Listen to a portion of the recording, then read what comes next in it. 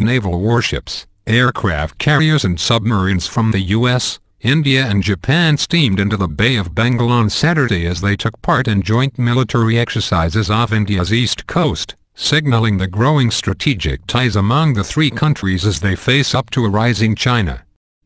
The sea drills, part of the 6-day-long Malabar exercises, will cover the full spectrum of naval maneuvers, including military-to-military coordination and anti-submarine warfare, according to a joint statement.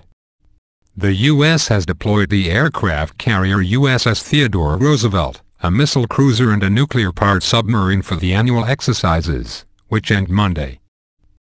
India and Japan both are fantastic partners of the United States, Captain Craig Clapperton, commanding officer of the USS Theodore Roosevelt, told reporters on board the ship.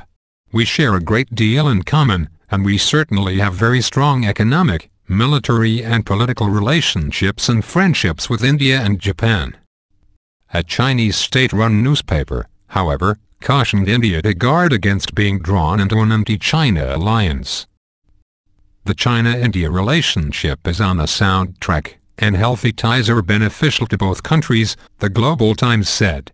"India should be vigilant to any intentions of roping it into an anti-China camp."